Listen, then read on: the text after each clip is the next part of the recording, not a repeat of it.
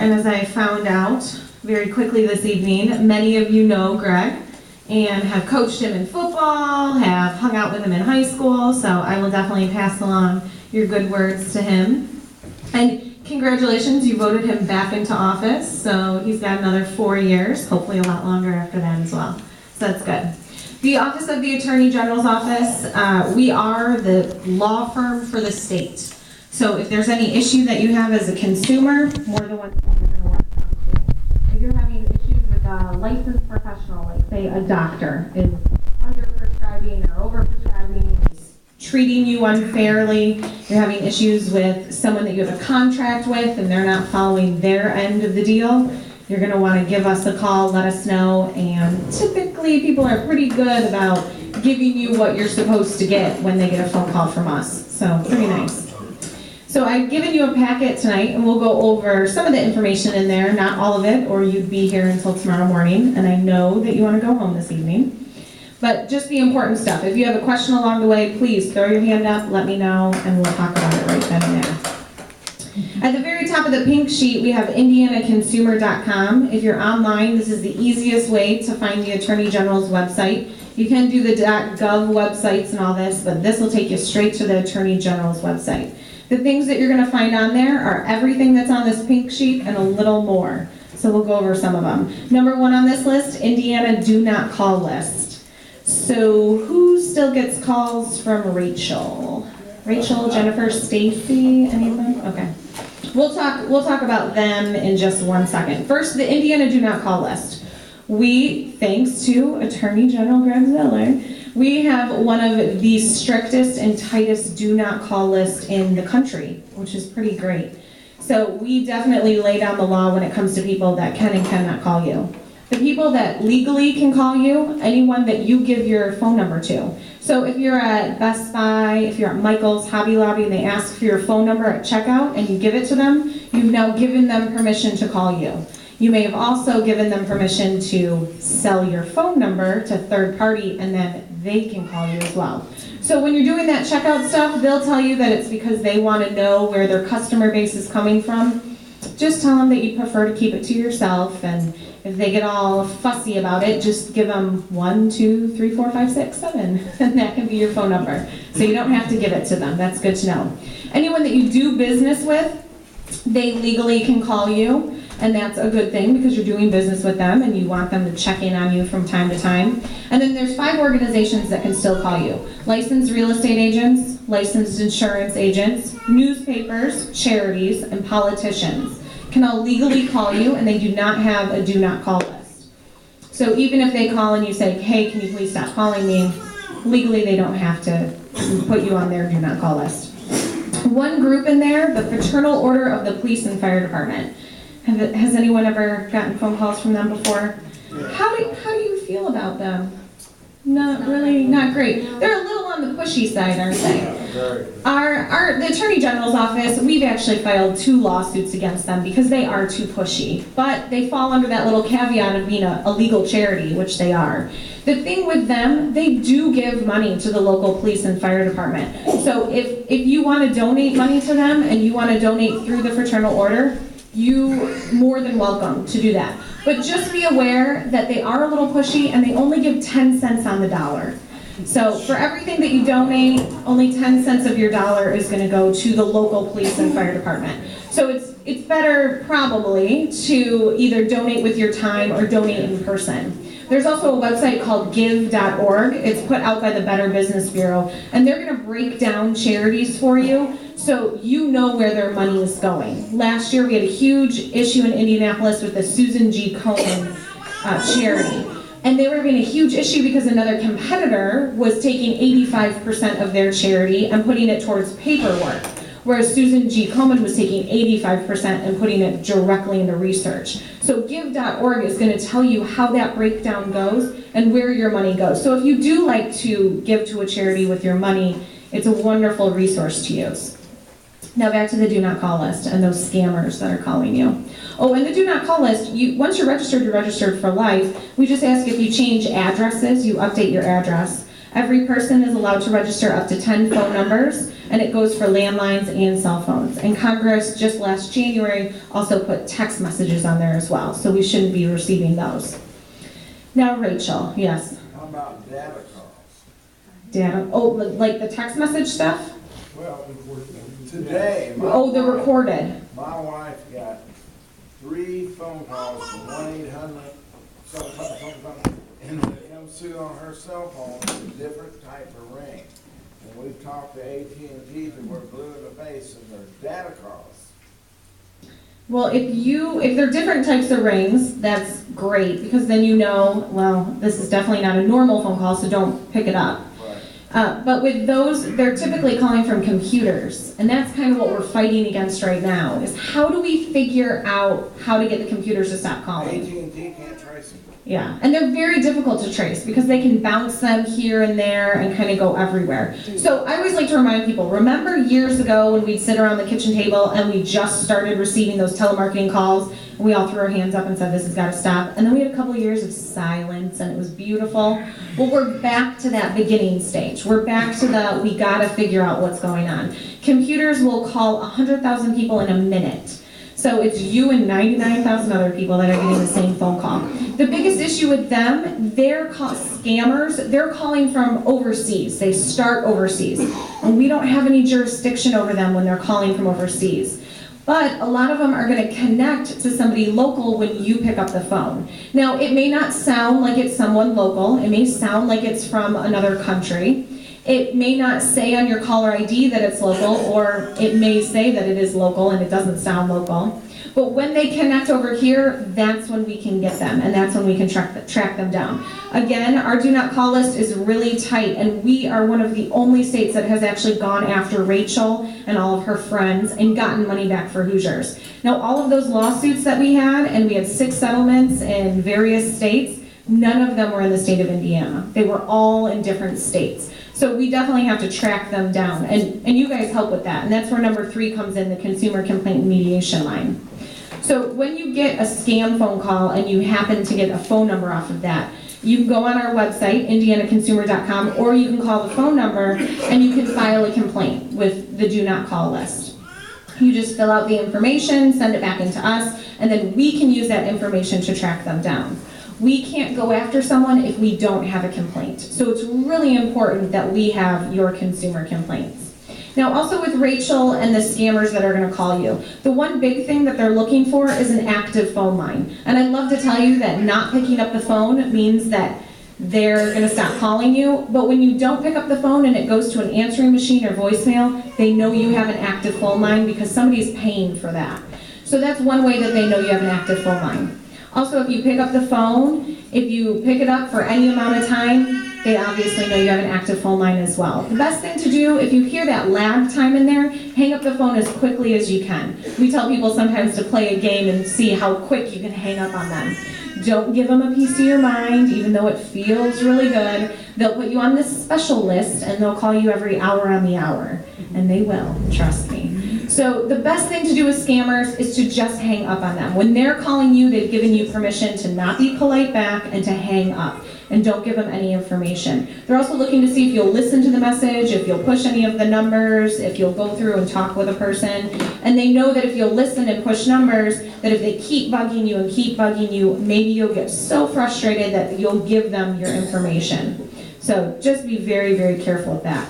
Also, we've seen a lot lately with phone calls is that they're calling and they're asking some very interesting questions. Like, oh, is the man of the house at home? And if a woman is home by herself or, whatever, and she says, oh no, my husband passed away a couple years ago. Oh, ding, there's only a woman at home. A couple minutes into the conversation, oh, did I hear a dog? Did you have to go let your dog out? Oh no, I don't have any dogs in my house. Oh, okay. Single woman living at home, no dogs. All right, pretty good information. So they're going to ask you those weird questions that don't really seem weird, but they're going to try to get more information out of you so they can scam you even more in the future. So just being very aware of that. Number four and number 3, same phone number, but we separated them to make sure that you remembered that we did both. So if you have a complaint, a consumer complaint, please give us a call. If you feel that you've been a victim of identity theft, scams, or you need some fraud prevention help, we're the people to call. When you call this number, you'll actually talk to a real live person. I know, that's kind of crazy these days, but you will. You'll talk to a person. That's why even if you have a complaint or you feel that you might have been a victim of identity theft but you're not sure, call and just let us know, tell us the situation, and we'll let you know if it's us or if it's someone else that can help you out. Pretty nice there. Number 6, Indiana unclaimed property. Go on the website or call the phone number. Again, real live people that you get to talk to. You're going to give them your first name and your last name, and it's going to look up if you have any unclaimed property. It'll also pop up an address that's associated with you, the city that the address is in, the name of the organization, what the money is for, and the amount of money. Typical stuff on there: last paychecks, dividends, insurance policies, rebates, gift certificates, you name it, it's on there. Look up you, look up your friends, deceased relatives even. We hang on to money for 25 years, and right now we have over $250 million sitting in our bank account. And that's for Indiana only, just Indiana residents. So because we hang on to it so long in our state, it definitely would be a great idea just to go on there and check it at least once a year. You guys know the paper insert that you get once a year with the name of the list? That's just for the last fiscal year, and that's just for this county. That's not including the 91 other counties that are in the state of Indiana, and the last 24 years that your name could be on the list. Pretty easy to get your money back. If you ever run into any problems, definitely call that 866 number on there. If you've ever lived in any other states other than Indiana, I know we're very close to the border, so that's definitely a possibility. You can go on unclaimed.org. It'll pull up a map of the country. You click on the state you used to live in, and it'll walk you through the steps. All 50 states do unclaimed property. They all do it a little different. It's all free as well. So if you ever get anything in the mail or you get a phone call that says, hey, I found unclaimed property for you, they may have, but the state of Indiana nor the 49 other states are not going to charge you any money for that. So just be very careful of that. Number 8, not really a fun phone number to talk about, but definitely very important. In the state of Indiana, patient abuse and neglect, it is against the law to not report it. So you need to report if you know that anyone's getting abused or neglected, or even if they're doing self-abuse and neglect. And remember, abuse doesn't have to just be physical. It can also be if someone's being left alone and they're only being seen once or twice a day to be given meds, and then the rest of the time they're by themselves. You can call this number at any time, 24 hours. You can leave anonymous tips, but we can't prosecute if it's anonymous, so just keep that in mind as well. All right, on to the fun page. 10 common scams, the next one. I won't talk about all of them again, but I'll talk about the most important ones. Number 1, everybody always laughs, the Nigerian scam. It's been around forever. We've all heard about it, and we shouldn't fall for it, right? Oh, not true. People fall for it every time. This is typically the one where you're going to get a check in the mail and someone says, oh, please cash my check for me, and you know what, since you did it, you can keep $2,000 of it, of a $5,000 check. And you think, wow, that's pretty good for me, right? Well, it's a bad check. Unfortunately, the banks can't find out right away if it is a bad check. It takes a little bit of time. So by the time you've cashed that check, you've sent the $3,000 to whomever it is and kept the $2,000 for yourself or spent it on a shopping spree, it's gone, and by the time they find out it's a fraudulent check, you are responsible for the money. So if it seems too good to be true, it definitely is. Be very leery of that kind of stuff. Number 3, lottery scams, very popular. If you've never been to the state of Kansas and somebody calls you saying, hey, you just won the Kansas lottery, you didn't win the Kansas lottery. If you didn't apply, or if you didn't put your name in the sweepstakes, you didn't win the sweepstakes.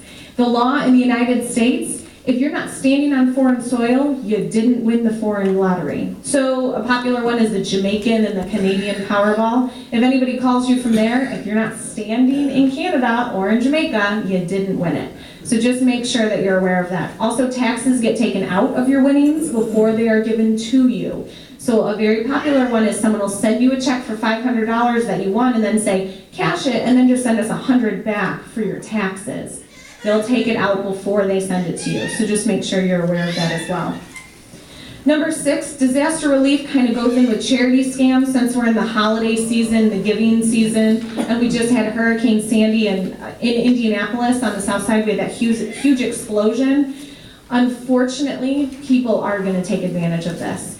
And we saw it in Henryville during the tornadoes. Actually, someone pretended to be from the Red Cross and was calling and saying, if you pay me $25, I'll clean up your yard. It was a complete scam. So unfortunately, people are going to try to take your money during disaster relief and during charity times, and this is one of those high times. So just, again, be very careful. Go to give.org, look at where your money's going, or give with your time, or give in person. Very important things. On the back, we have work from home scams. Sometimes it seems really nice. We think about, yeah, I just have to stay at home and stuff envelopes or make some phone calls. Typically, these aren't really good things to start. If you have to pay out money to get money back, definitely not a good thing. And number 10, free trial offers. This is a really popular one. They'll call and pretend that they're from your doctor's office, and they'll offer you a free trial offer, but you just have to give them your Medicaid or your Medicare information. So not only do they have that, but then they also have your social security number, so they can do fraud against you that way. So be very careful. Credit card repair scams. Yes, number 7. Are you having many of them? Oh yes, credit repair scams, very popular. They come along and they were putting them on my Kroger credit card. Small amounts, $1.90, $2.40, 52 cents. And so I went back to Kroger's and they found it was coming out of Russia. Oh, interesting. Did you report that to us? Oh, yes. Okay, good. Yeah, definitely make sure that and especially with your bills, make sure you're definitely keeping track of what's kind of coming out. That's such a good one that that scammers do. They just take out a little bit of money, $1 here, $5 here. Not enough that you're really going to notice, but just enough that if they get $5 from all of us, that's a pretty good payday. So you just have to be aware of that. Thank you very much. Another really popular scam is called the grandparent scam. Have any of you heard of this scam before? Okay, some of us have. So the grandparent scam, I like to remind people, the internet, great tool, right? We can go on there and we can look things up. Well, so can scammers. The grandparent scam, they're going to call you up and they're going to pretend that they are your grandchild. They're going to know where your grandchild goes to school, where they work, where they live, their name, everything. And they're going to say, Grandma, Grandpa, please don't call Mom and Dad. I'm in desperate need of help. Please wire some money away. Typically, it's about $3,000. That's a nice average number that they like to use. Most of the time, they're either in Canada or Mexico. It's very rare that they're somewhere else, but it does happen. Typically, they've been in a car accident, or they lost their passports, or they're in the hospital. So they'll call and ask for some money, and they'll ask you to wire it away. That's definitely the big tip-off, is the wiring of money. If anyone asks you to wire money or use a green dot card, very, very good tip right there, that they're definitely a scammer. So you want to be careful with that. Now, if you are a grandparent and you have received that call, because typically it's late at night, early in the morning, you're kind of maybe not completely with it, we're tired, we're just waking up, we're just going to bed, make sure that you hang up the phone and you find out where your grandchild is first before you wire the money away. They would much rather get that phone call from you looking for you than you wiring money away. Do you have a comment, sir? Also, a variation on that same thing is that I've received in the past 6 months emails from people that I know claiming that their passport was stolen or something like that, and they need some money, short term or whatever, and I know these people want to contact me. I mean, it's just... Right, and those are very popular scams too. They break into your email, and then they'll email you. At the top, they'll use your name, so it's coming from a friend. I've gotten that exact same one, and it was from a friend that randomly ran off and lost his passport. Now, this is a friend that would just pick up and go to a foreign country and lose his passport and email me and ask for cash. I almost bought it. Except when you read the details, he was in London, Scotland. Which I know he's not the sharpest crayon in the box, but I know he knows London, Scotland is 2 locations, not 1 location. So you have to be very careful of that, and make sure too with that, you're calling your friends and you're saying, hey, are you actually in this foreign country? Did you lose your passport? Sometimes they'll even say, I lost my cell phone, so don't try calling me. Call around, find their family members and their friends, and find out where people are. Thank you very much for that example. Do you have any other examples of scams that maybe have hit you very recently? Yes, sir? List the people that can legally call you again. Legally, the people that can call you are licensed real estate agents, licensed insurance agents, newspapers, charities, and politicians, which we don't have to worry about for a I while. keep getting calls from a company that tells me that there's no problem with my credit card. Right, and that's Rachel. those every That's day. Rachel. Oh, that's Rachel? Yeah, Rachel or Stacy or Jennifer.